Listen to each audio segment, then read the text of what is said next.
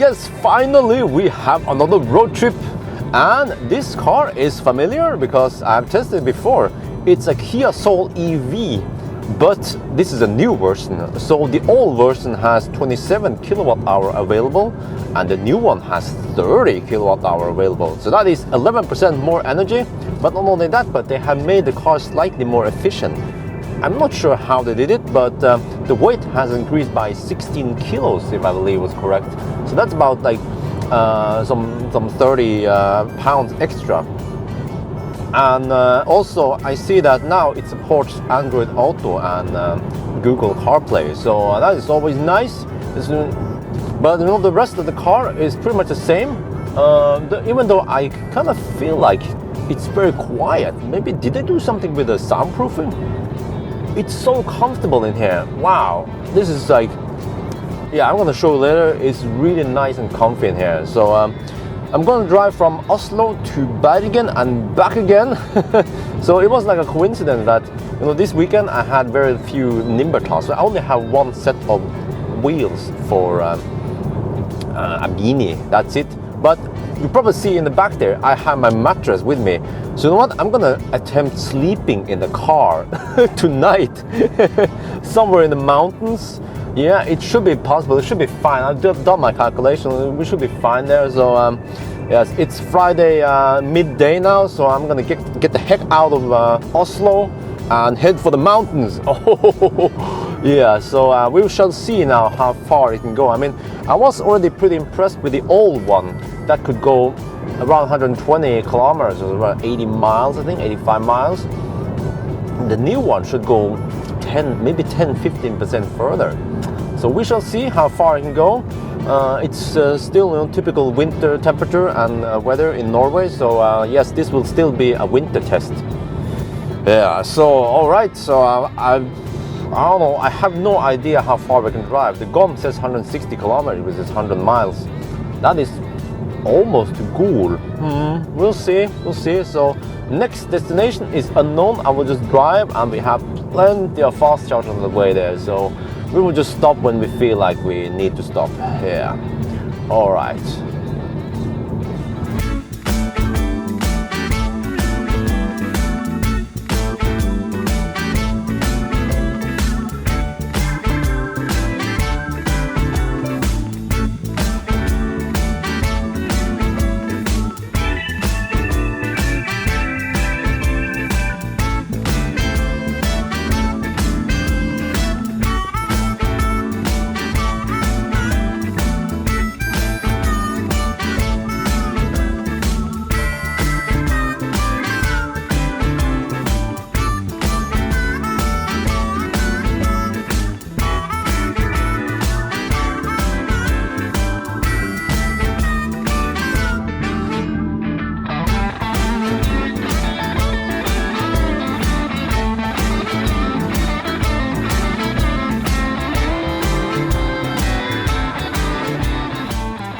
We are now at the Fortum fast charger in Bromma. So that is pretty nice. You know, we drove almost 140 kilometers, and yeah, we still had 15% left when we came here. So of course, if I drove a little bit more careful and I squeezed it to 100% before I left, I think I left it like 97%.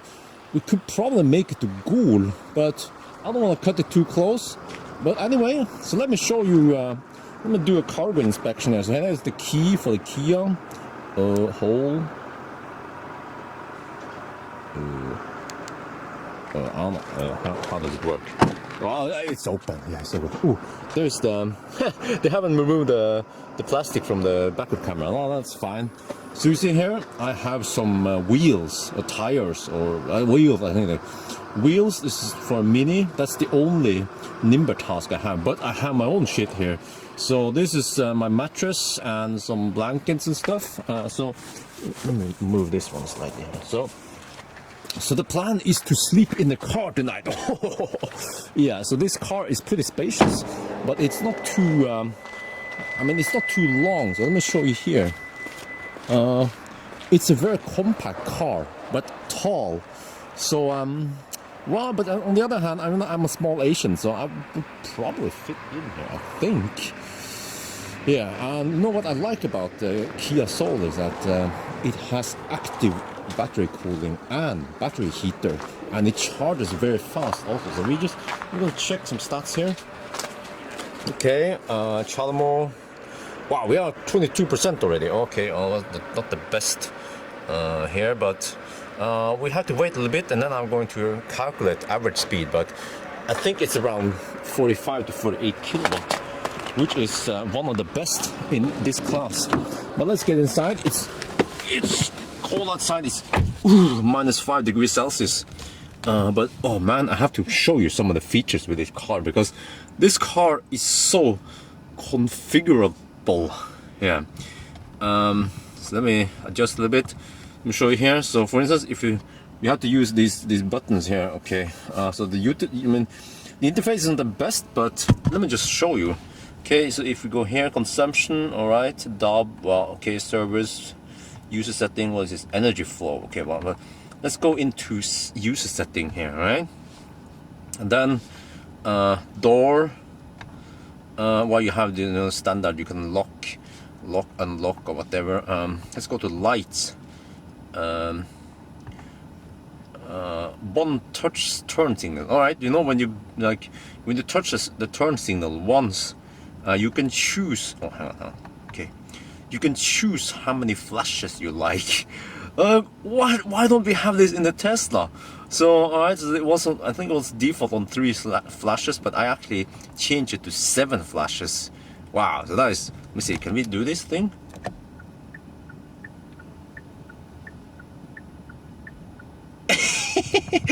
Oh, that's pretty cool. Oh shit. Okay, let's go back here. Alright, headlamp delay. Oh, I'm not sure what the heck that is. Oh, I don't know everything about this car.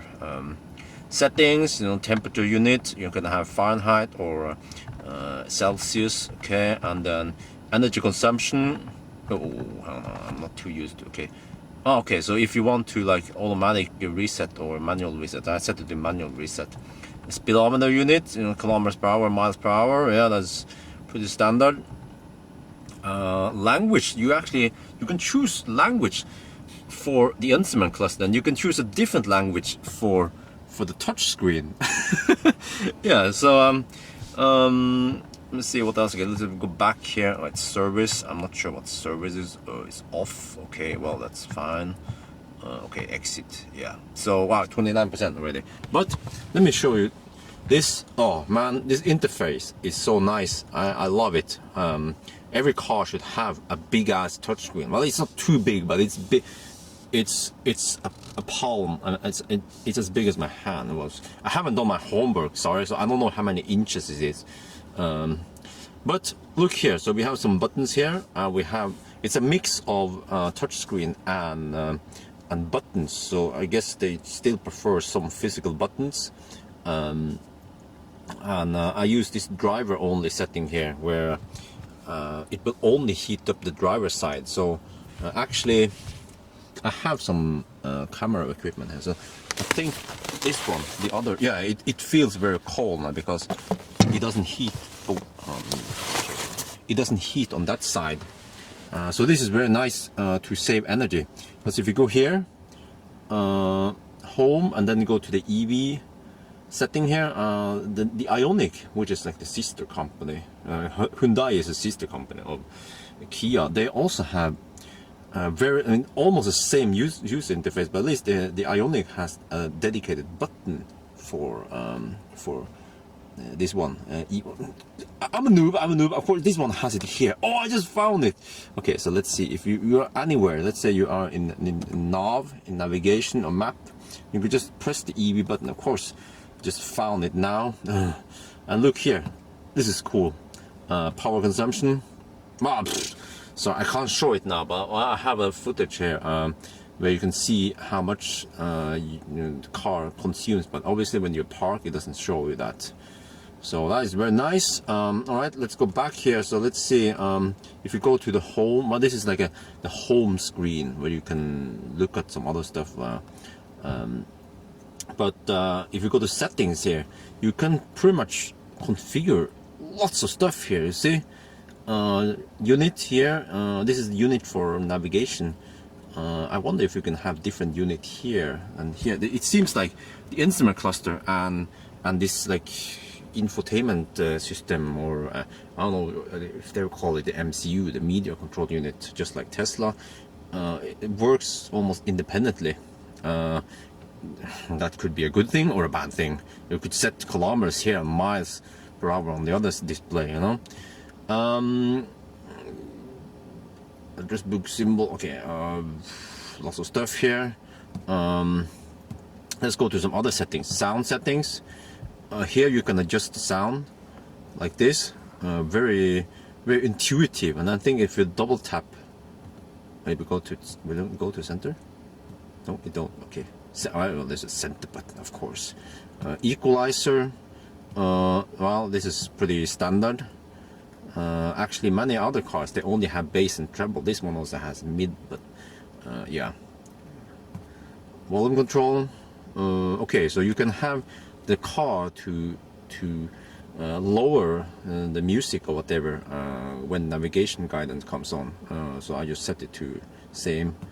And then in advance you have this speed dependent volume control, which is really nice. Many other cars also have this. Yeah, this is the beep, by the way. So it's too annoying. Like every time you click something, you have that beep. Holy crap. Okay, switch it off, please. Okay, thank you. Display will have this night and day mode, and you also have this one to completely switch off. That one is very useful when you drive in pitch black night. And here you can adjust the settings, which is, you know, very standard. There you have a setting for daylight and another setting for night, so you can adjust that. And then of course there's a light sensor, so you will switch between day and night, you know, depending on the ambient light.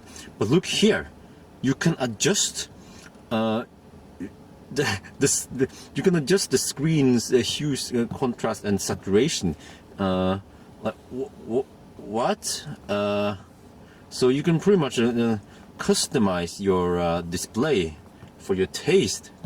What other car has this feature? Okay, well, I'm a noob. I do this when you can just center it here. Wow, like, what is this button? Display off. Okay, the same as that one. Yeah. So what do we have in the phone here? Ringtone. Can you change ringtone? Ooh, cool. Yeah, okay, you could use mobile. Oh, that's nice. Okay. Voice recognition. Well, I should test the voice recognition also. But let me see. I'm just gonna scroll through the clock. Okay, what kind of settings do you have? GPS time. Okay, yeah, right. Okay, let's go here. Language, lots of languages. So this is language for this user interface. Keyboard, you can switch between. What is this? You have the QWERTY. Wow, you have. I didn't know all these keyboards exist. QWERTY, that is the most common one. QWERTY, okay, and then RRCT, and then ABCD. Wow, okay, it's pretty cool. Keyboard type. For Cyrillic. All right, and then default keyboard. Okay, but let me just. I don't know. This is supposed to be a frame with the screen of power. Okay. So if we do this, it was a none, right? Okay. And if I switch off this one, then this one comes up as default, or I can have this analog. Yeah, like, you know, an old man like James May style. Yeah, you want to have that one on, so that's pretty nice. Well, maybe I'll try this thing. But then it means that you won't completely switch off the screen.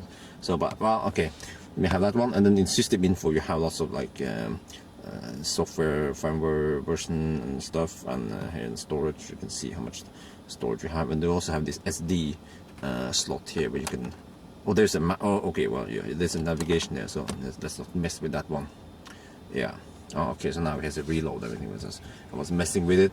So, I mean, I have to say, this user interface rocks. Yeah, very nice. I love it. Like, I wish other EVs would also have the same. Why did it die now? They have to do this. Oh, it's booting. Shit. Okay. Well, Yeah, and as for the rest of the car, it's very nice. I mean, I like the interior. Like, okay, you have this is exclusive trim, so it has everything. Also, let me see. I haven't tried to operate this. Look, a panorama roof. Oh, I opened it. Oh shit, I didn't mean to open it, but wow, okay. So it has a panorama roof and also has this cover, which is very nice because if you don't have the cover, it will be a little bit chilly at night. But this cover works as insulation. So wow, that is nice. Here you can have your sunglasses. Yeah, oh there, and the sun visors are huge. Okay, well, this car is brand spanking new, but here you see there's like little details. You have a light and you can choose whether you want to switch it on or off. What happens if you do this? Is it still on? Well, it can actually switch it off when you go back there. So yes, that is very nice. Well, is the same on this side? Just check it out. Yes, it is. Wow. And as for interior, like materials, this is, you know,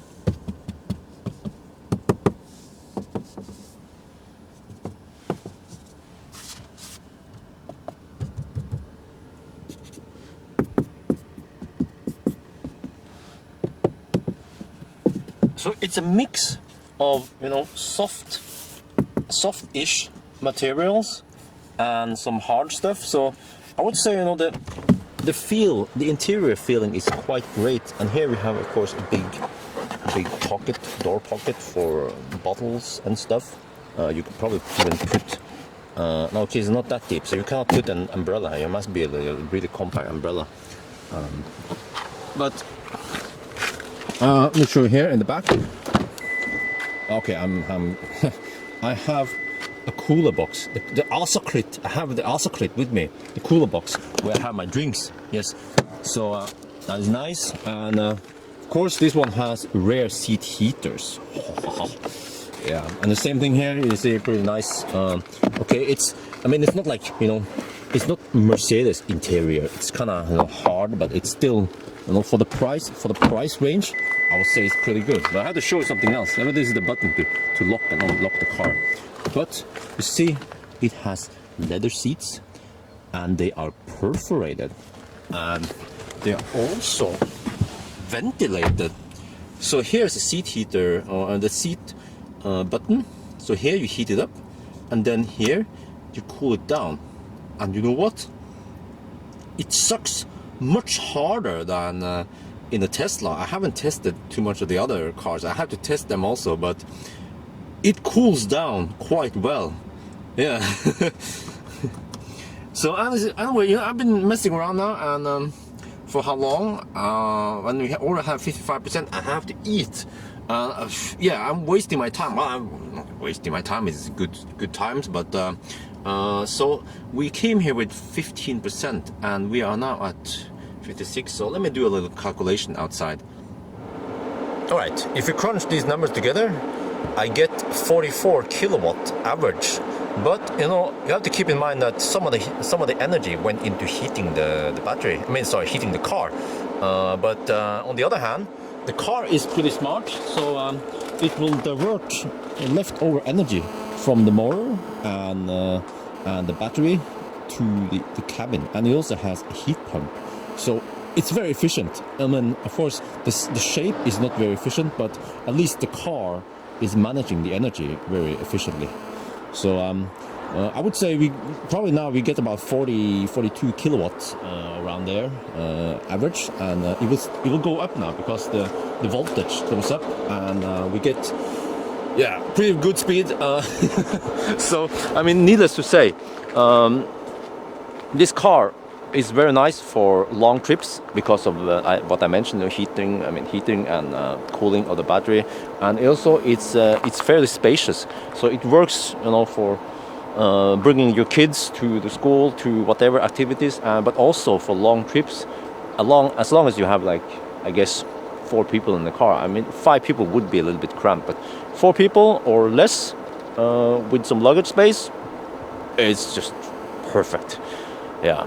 But you know what? I have to get some food now.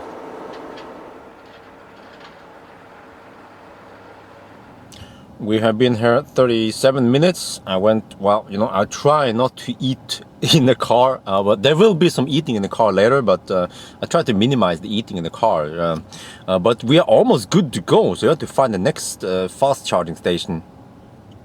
So if you see here, we are here at Bromma. Hey, that's floor. That's Bromma. Yeah, we are Bromma. Well, it doesn't update. I'm charging here right now. So if we can just go to, well, we don't have to go to Gol, and this is Hemsedal. I wonder if we can reach Borgund here. Find your way. Okay. 117 kilometers. You know what? I think that's possible. See, we're already at 90% here.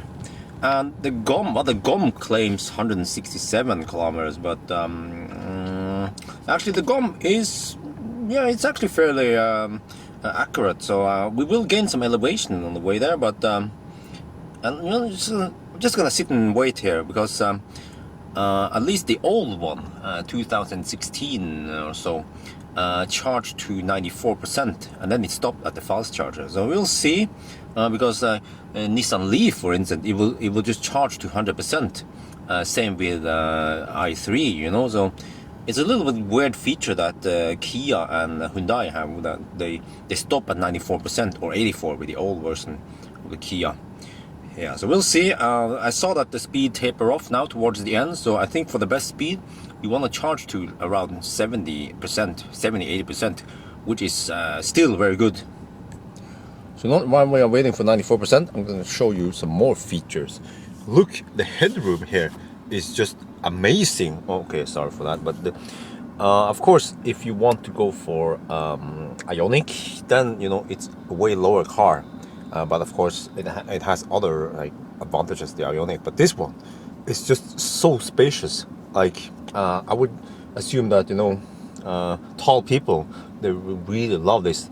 Yeah, lots of headroom, and also not every EV or in this class has this feature where you can adjust the steering wheel up and down, but you can also adjust it, you know, in and out like this.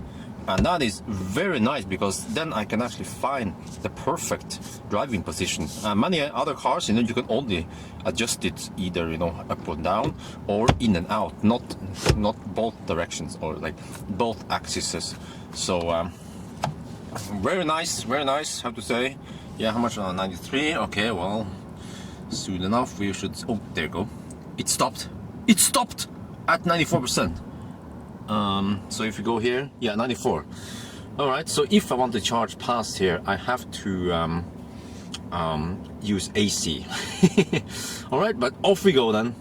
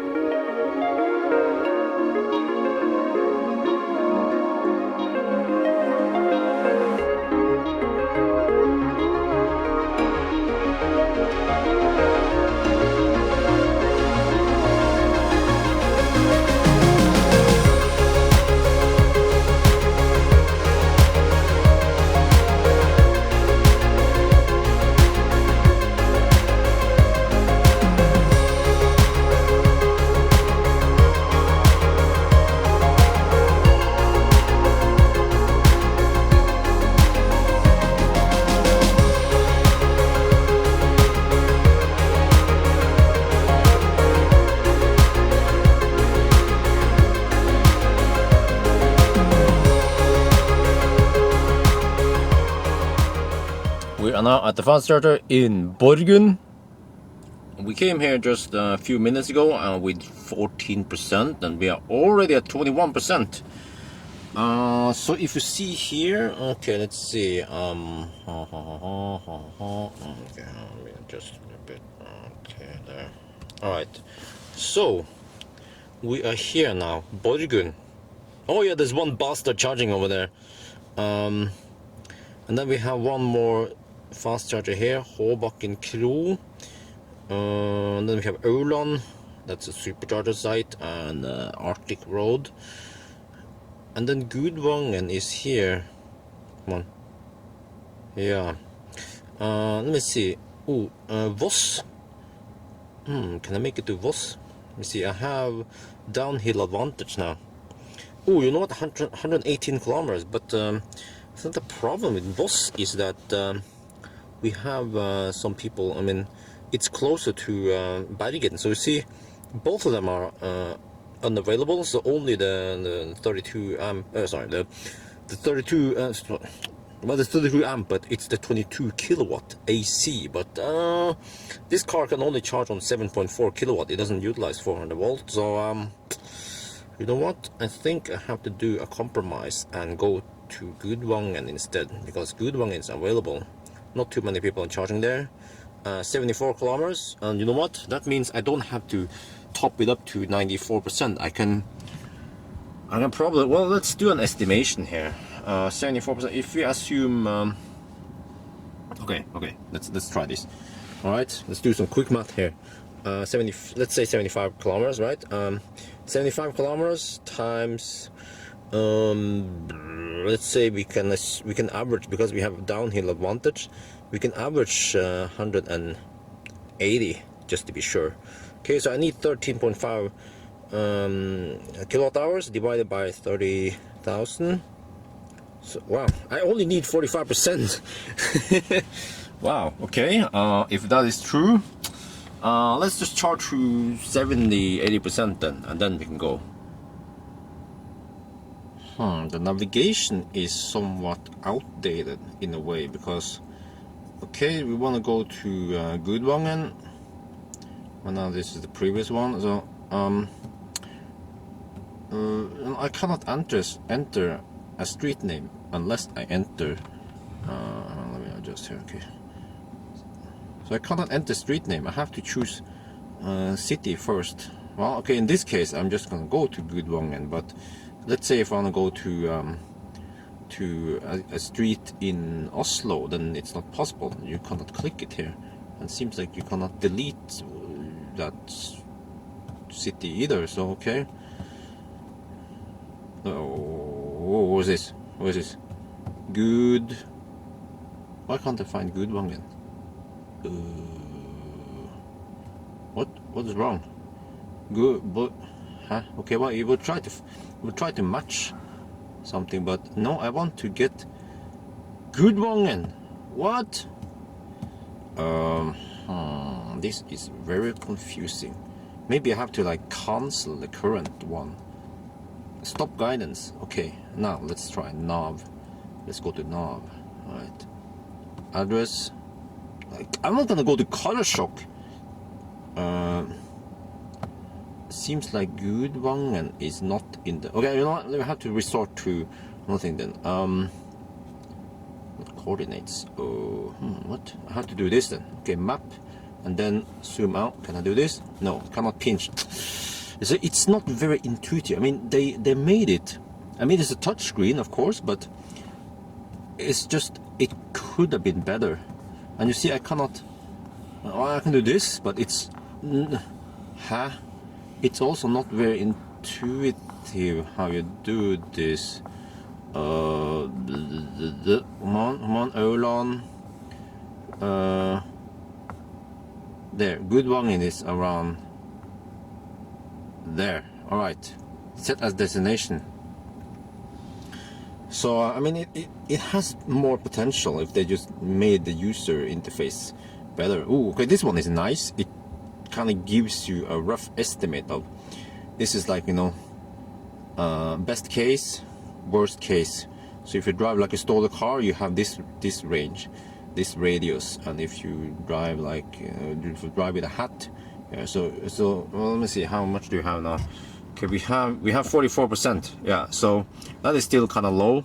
So it means that as long as you have more than 50-60%, then we can make it to Ørland. I mean, not Ørland, Gudvangen just fine.